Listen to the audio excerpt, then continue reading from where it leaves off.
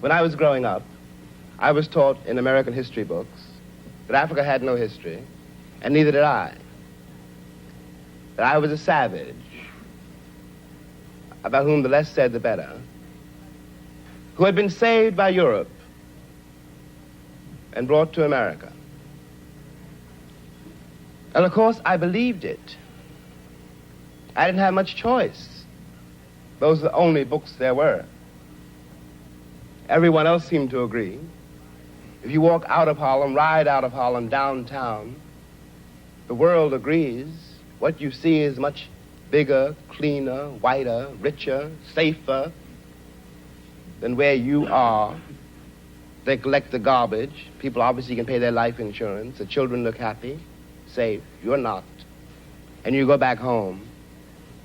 And it would seem then, of course, that it's an act of God, that this is true, that you belong where white people have put you.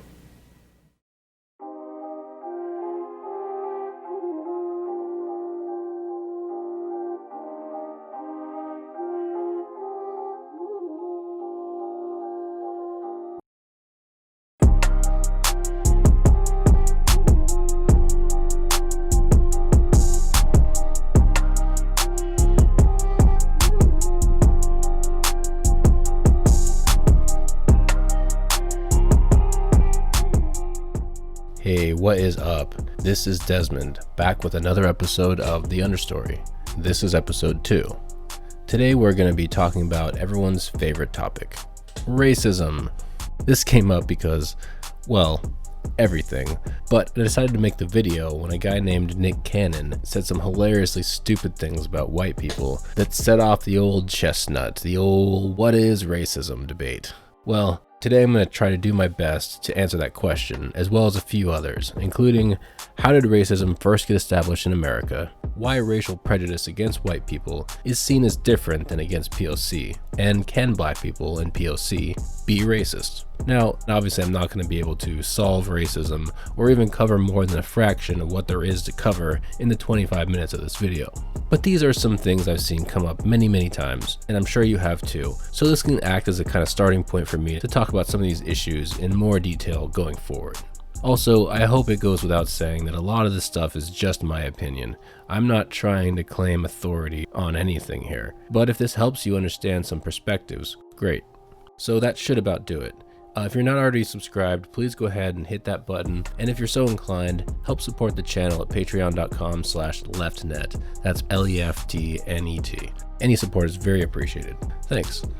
Alright, so with all that out of the way, let's cue up the clip. When we talk about the power of melanated people, when we talk about who we really are as guys, and understanding that our melanin is so powerful and it connects us in a way that the reason why they fear black, the reason why they fear is because the lack that they have of it. So therefore, however they got the power, they have the lack of compassion. That melanin comes with compassion. Melanin comes with soul, that we call it soul. We soul brothers and sisters. That's the melanin that connects us. So the people that don't have it are a little, and I'm gonna say this carefully, are a little less. Oh boy. They may not have the compassion or the when they were sent to the mountains of Caucasus, when they didn't have the power of the sun, that the sun then started to deteriorate them. So then they're acting out of fear. They're acting out of low self-esteem. They're acting out of a deficiency. So therefore, the only way that they can act is evil. Say that. Alright, so as you can imagine, this made everyone's heads just explode. Some were calling it racist, others black supremacist, and of course there were people who were saying it couldn't be racist or black supremacist because black people couldn't be racist. So, who's right? Well, I am going to answer that at great length, but long story short, the real question shouldn't be, is this racist? Because that's really just a question of how you define racist. And arguments along these lines often just come down to insisting which definition should be accepted and shouting vitriol at anyone that disagrees. The real question, and the most useful point of debate, is how much harm is this causing? Obviously, harm is also something that can be argued over, and in fact, that's what tort lawyers argue over day in and day out, but at least then the argument is grounded in the right question. The truth is, isms of all kinds, such as racism or sexism, are really only talked about as much as they are and given as much consideration as they are here in 2020 America because of the significant amount of negative impact that they've had over the course of human history, and most importantly, still currently have negative material impacts on people and cultures in the here and now. For example, very few people will take an accusation of classism very seriously if it's about a working class person shouting vitriol and hatred against the ultra wealthy, because that's about as far from contributing to oppression against the rhetorical target, the rich, as you can possibly get. After all, the rich are most definitely not a systemically oppressed class by any measure most people would consider valid, and the idea that Jeff Bezos was harmed in this exchange would be laughable.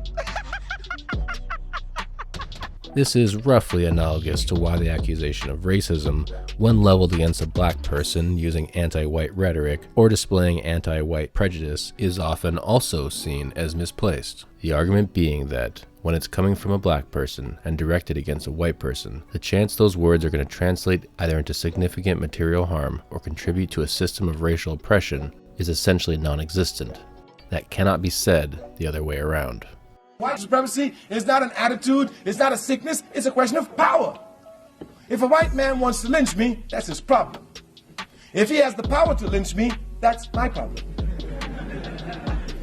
But as long as I have the power to stop the white man from lynching me, him wanting to lynch me is his problem, and it can remain his problem forever. As I said, it's all about impact. And because most of us were taught about some of the most heinous historical instances of racism, including genocide and slavery, we had it rightfully drilled into our head that racism was, of course, bad because it led to those things. We now automatically associate all things that are called racism with extreme moral depravity. It's arguably really dishonest then to use the same word for something that, again, arguably could never lead to those things taking place, and currently is of minimal actual harm, such as sharing memes making fun of the way white people dance, or season their food, or even look. And it's especially morally questionable when attempts to identify, name, and dismantle systems of racial oppression are themselves called racist or hateful. Outside the courtroom, I asked Malcolm X, giving his first television interview, whether the black Muslim prophet is preaching race hatred. He's not teaching hate, he's teaching history. It's not hate to say that we were kidnapped and brought here, it's true. It's not hate to say that we were Jim Crow, discriminated and segregated, it's true. It's not hate to say that the Supreme Court, which is the highest court in this country, came up with a hypocritical desegregation decision 9 years ago, which they haven't enforced yet. That's not hate, that's truth. And since the white man can't dispute this truth, he tries to defend himself by saying that Mr. Muhammad is teaching hate. At this point, I'd like to stop and make something abundantly clear to everyone listening. Nothing I just said, or I'm going to say for the rest of the video, is saying what Nick Cannon did was okay, or that anti-white prejudice is totally harmless, or that people should be mocked when they complain about it. Instead, I just want to put the harm into what I see as a proper perspective, and to help people who don't already understand why the term racism for anti-white prejudice is so frustrating for some people. Also, I completely recognize that this is a major point of contention. So instead of just telling you that racism is a one-way street in terms of significant potential harm to white people, for the most part, I'm going to quickly go over the history of how real modern racism took root in America and the lengths that were gone through in order to preserve and continually modernize it as an economic tool. As many of you already know, and as I just said, racism, as a system of racial advantage, was used as an economic tool which enabled things like the slave trade to enrich the aristocracies and proto-capitalists of the newly established settler colonies and thereby enrich the nations through taxation. These would later become self-perpetuating systems incentivized by wealth accumulation, but what's often not formally considered is that there was a source of power that predated all those economies and allowed them to be established, namely the Catholic Church and the military might of a highly aggressive colonial Europe. In the simplest terms, the doctrine of discovery is the idea under international law that when a European Christian country was the first European to discover new lands, they had a legal right to that area. The doctrine of discovery defined anybody who is not Christian as less than human and unworthy of land ownership. There is no question that religion was a major part of the doctrine of discovery and justification from the European viewpoint as to why they were predominant and dominant, and God intended for European Christians to have the whole world. And in the famous or infamous papal bulls in 1452 and in 1455, the Pope orders Portugal to invade, subdue the Saracen, which was their word for Muslim, and the pagan of any of whatsoever, take their property, take their lives, govern them, rule them, take. The popes created these papal bulls and started this development of the doctrine of discovery. But this was not a Catholic Church specific movement. The idea of acquiring the lands and rights of indigenous peoples was very much just a European idea. Queen Elizabeth I is the best example. And I can quote you the phrase, she told them, "Go where no Christian prince has yet been, and acquire for me sovereignty, jurisdiction, and title." This decree was basically the dinner bell for colonial powers, including what I would consider proto-capitalists, to rush out and try and lay claim to as much of this so-called heathen wealth as they could get their hands on. This included lands and the natural resources of that lands, but also human wealth, aka enslaved Africans and Native Americans. This also incentivized these powers to label the people they wanted to subjugate and plunder as heathen and subhuman. This is probably the greatest example of the concept of power behind a prejudice being keyed to impact as one could possibly come up with. With a single stroke of his pen, the Pope created an incentive structure for racism to not just exist or thrive, but be effectively invented and codified into mainstream Western worldview and law. Put simply, it was a combination of power, incentive, and manufactured justification that would ultimately birth what we now call racism. Now, there are many ways to look at how people justified enacting the type of cruelty and abuse that would of course be required to really carry out this type of violence-fueled economic tool, but I'm proposing we look at them as essentially taking three main forms. The first form is the legal and spiritual basis we just went over. The Pope and Protestant churches were always in competition for power with monarchs and aristocrats, but when their interests aligned, as they would in the case of enacting laws that enabled racial oppression and ultimately reaping the monetary rewards from slavery, resource extraction, and settler colonialism, they couldn't be quicker to work in alignment to normalize and institutionalize these various systems of racism. The second form is what we now call scientific racism, race theory, or with tongue firmly in cheek, race science, which smashed its way into history in the early parts of the Enlightenment era.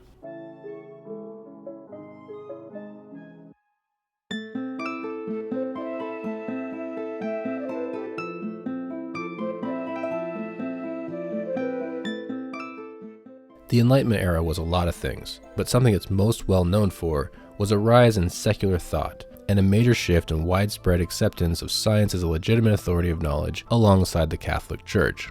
However, this created another problem when secular scientists began the work of classifying humans within the animal kingdom. This process of codifying humans into rigid categories of what they called races is what we now know as scientific racism, and other than the Pope's decrees, was probably the most long-lasting and insidious contribution towards racism any small group of people have ever made, which not only invented the idea of scientifically distinct and rigidly separate races, but also designated behavioral and cultural characteristics as intrinsic, immovable traits of those races. The first of these scientists to have a big impact was Carl von Linnaeus, who you may remember from high school. In 1735, Linnaeus released a book listing humans as part of the animal kingdom, the first well-known Christian intellectual to do so, but he also divided humans into 4 races, assigning characteristics to each. For the Europeanus, aka white, he described them as gentle, intelligent, and governed by laws. On the other hand, the Afar, or Africanus, he described as crafty, sly, lazy, cunning, lustful, careless, and impulsive. Later, another famous intellectual named Edward Long asserted that Africans were, quote, void of genius, without culture or art, and incapable of civilization, going as far as to claim that they were in fact an entirely separate species of subhuman altogether. This type of writing was widespread in the white intellectual world, including publications by many high-profile scholars who are still held in high regards, such as Immanuel Kant, David Hume, Voltaire, and of course Thomas Jefferson. Some people might be tempted to think that because so many of these early race theorists came to similar conclusions, they were just super based and red-pilled and just hadn't been censored by the politically correct revisionist class. Well, that's bullshit. The truth is, most of these guys, at the time they published these works, had done literally zero scientific research, even by their own standards at the time, into the subject of races before making their conclusions. In fact, many of them had never even seen Black, Native, or Asian people in their entire lives, but rather got all of their information from reading stories from explorers, or basically just plagiarizing other race theorists of their era, who had also not done any research. But none of that stopped them from proudly declaring these findings to be scientific fact, or from Western white civilization from eagerly accepting it as fact, so as to justify their enslavement of African people, or the subjugation of Native people, and the theft of land. And as I explained earlier, these findings were now in line with the Catholic Church in declaring white Christians a superior being who was now not only justified in dominating the globe, but with the introduction of colonial philosophies such as manifest destiny, now had a spiritual and so-called intellectual/scientific justification to do so.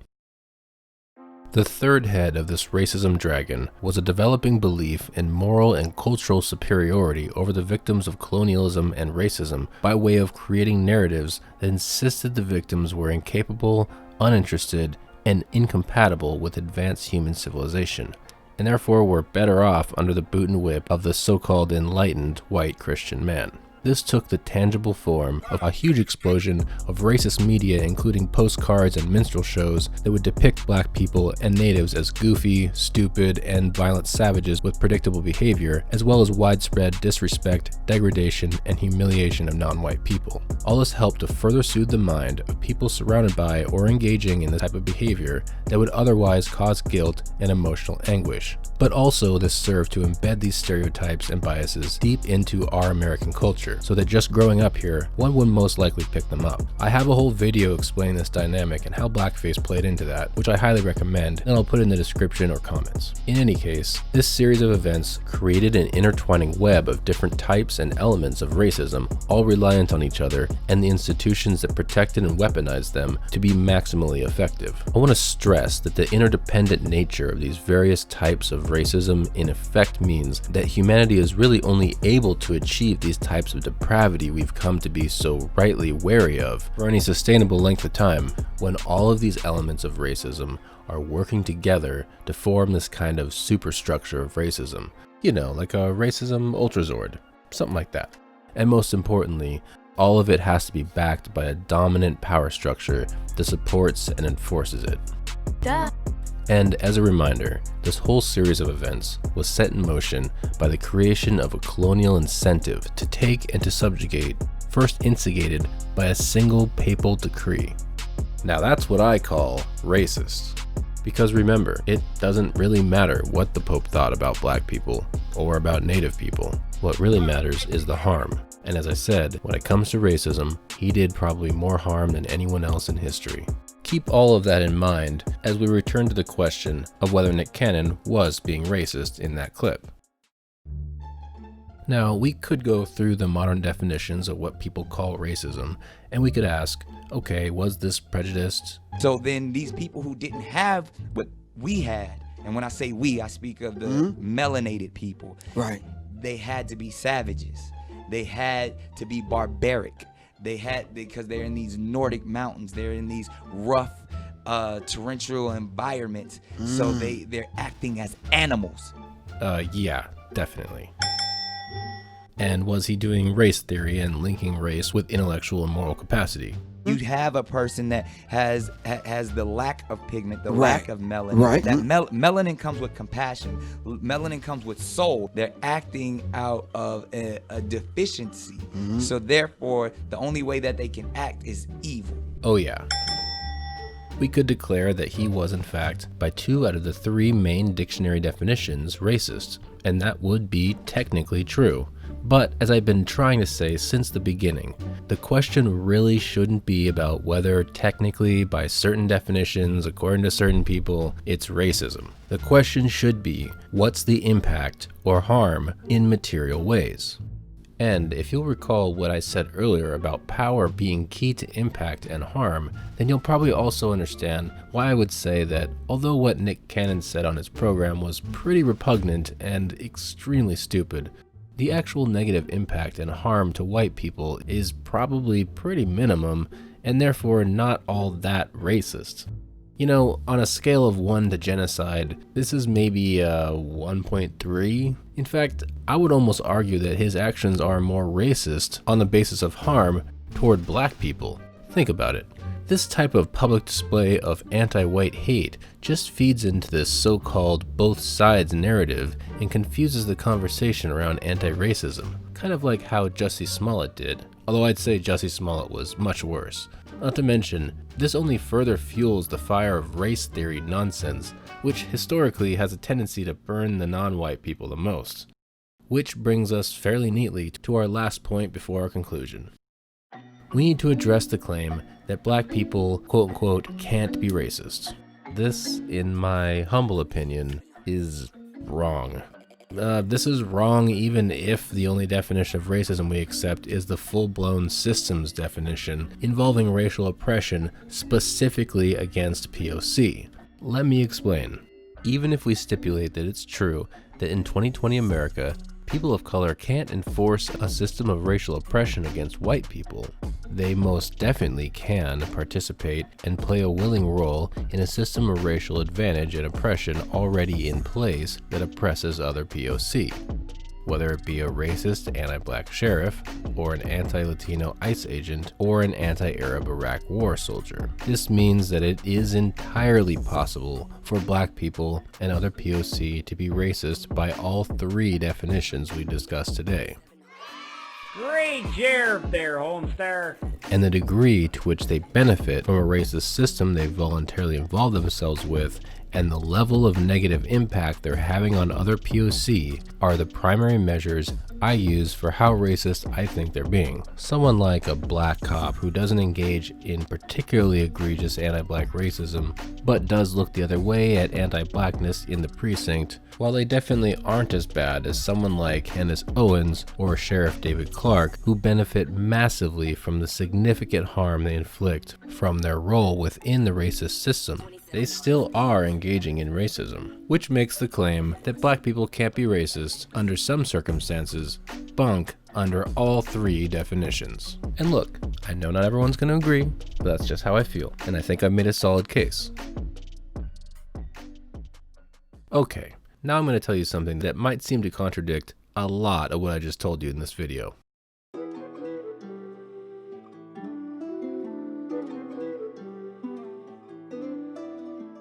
One of the main problems with talking about racism is that even if you agree, and if you have good solid reason for agreeing that racism should be talked about in the way I laid out in this video, there will be plenty of other people who will not think of it this way and will insist that anti-white prejudice is validly defined as racism, or will argue until they're blue in the face that the white food memes are racist, and who, believe it or not, are not speaking in bad faith. And while I already explained how I feel about the use of the term racism to refer to something like an anti-white meme, I want to once again reiterate that I don't think anti-white prejudice is totally harmless. Also, even though I just spent the whole video explaining why I personally don't like or use the word racism when referring to anti-white prejudice, I think in most circumstances, it's not only useless to try to argue this point, but counterproductive. Whoa, what? And that's because when people are speaking in good faith, their words are just stand-ins for their thoughts and meanings, and people are just trying to articulate their thoughts through language. It doesn't make sense to stop and police people's language if you're only interested in exchanging ideas. But seriously, you gotta get past that. Because, you know, when a white person complains that your white people food is bland meme is racist, and you respond that it can't be racist because of systems of power, you're not actually hearing what they're saying. They're not saying that you're building a system of racial oppression against them. Well, okay, maybe some people are, but for the most part, people are just saying that you're just being a dick. and you're making them feel bad about being white. But you know, that's not even that strong of an accusation. Instead of being reactionary and knee-jerk responding to what you see as the wrong use of the term racism, if you just respond to the accusation on terms that they can understand, it's a lot more effective than trying to claim that what they call racism isn't happening, and you're using the logic of your definition of racism to do it. This would be a bit like arguing that Porsche doesn't have a car called a Spider on the basis that it doesn't have 8 legs or live in a web. You know, while you might have some facts on your side, you're really just talking past the other person and missing the entire point. And you're definitely not getting anywhere in the conversation. Order! I say to the Chancellor of the Duchy. Don't get caught up in semantics. Instead, take an approach like I did here. Talk about material impacts. Talk about systems of power. Talk about duration and legacy and how race got linked with advantage in the mind. But don't get too hung up on the actual words. Instead, if they're worth talking to, then focus on the meaning. Because they are wrong, but not for the reasons that you're saying. And again, this is only for people that are speaking in good faith and you decide you actually want to talk to. I don't think I'm going to be breaking any news here when I tell you that some people will never be reached, and trying to reach them is a complete waste of time. Don't engage in dishonest exchanges. You'll just make yourself and your argument look as bad as them and theirs. Not to mention, it's just a waste of time and really annoying. Alright, that's about all I think I can fit into one video, and I've been working on this thing for way longer than I ever planned to. So here it is, and don't get me wrong, I do not consider myself an authority on, well, anything. And please do let me know what you think. Leave comments on YouTube or tweet me, whatever. Also, you know the deal. Hit like, share, and donate if you can. Alright, this has been Des. I know it's been a pretty tough year so far, but take care of yourself, take care of each other, and stay in the game. Till next time. And the problem with race in this country is that white people in this country do not want to confront their own history and live up to the consequences of that history. And when you don't confront the truth will ultimately destroy you.